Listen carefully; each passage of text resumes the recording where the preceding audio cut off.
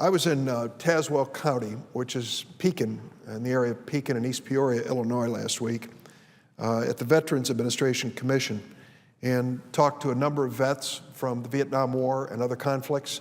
We talked about obvious questions: veterans' unemployment, what was happening with disability payments, and education for veterans, things that most vets are really concerned about. They face some pretty significant challenges, as we know. We promise these men and women, if you put up your hand and swear that you'll risk your life for America, we swear we'll be there when you come home. Just that basic. We've got to keep our word. As a nation, we have a sacred pledge to take care of veterans who served.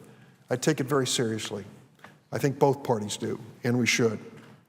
We also need to honor those who have lost their lives. It's just a few weeks ago that they buried another soldier from that county.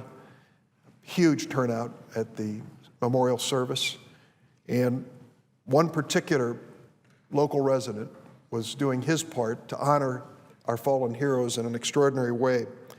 I learned about him when I visited Tazewell County. He's from Little York, Illinois, and he is known as the Flag Man. Larry Eckhardt is not a veteran, and there are no service members in his family.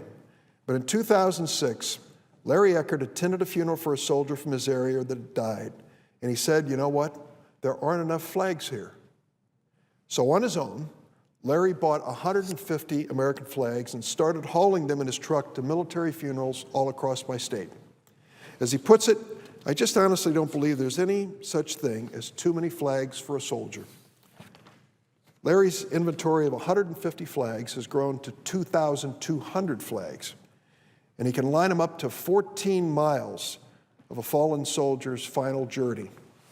Traveling in his old 1999 Ford van, Larry stripped down to one seat in the van to make room for all the flags. He has now graced more than 80 funerals from Wisconsin to Kentucky and Iowa to Indiana, and certainly in his home state of Illinois. Last year, Larry drove 40,000 miles with his flags to these funerals. He covers all the costs out of his own pocket and a couple donations from friends. When asked why he does it, he simply said, "It's my way of giving back." Larry rarely uses the word I. He's quick to praise all the volunteers, often organized by veterans organizations, who help him stake the flags in the ground along the funeral procession routes.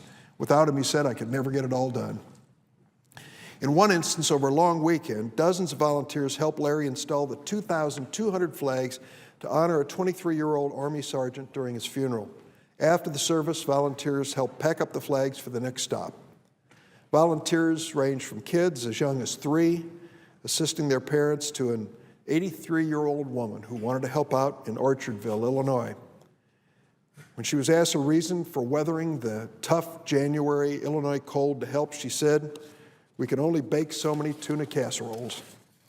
Mr. President, this story is what America and the state of Illinois are all about. It is this common man, like Larry Eckhardt, following his heart and taking the initiative to do something extraordinary for our fallen heroes.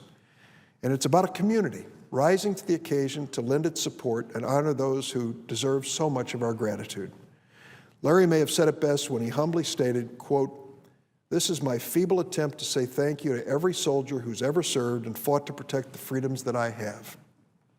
Well, this speech today on the floor of the Senate is my feeble attempt to say thanks to you, Larry, and the countless Americans out there just like you, who step up and do their part to show our veterans how much their service means to each and every one of us. They embody the enduring spirit and values that make America great, and they make me proud to serve in the Senate and humbled to represent my state of Illinois. Thank you, Larry, and thanks to all the other Americans who are doing their part to support our veterans and their families.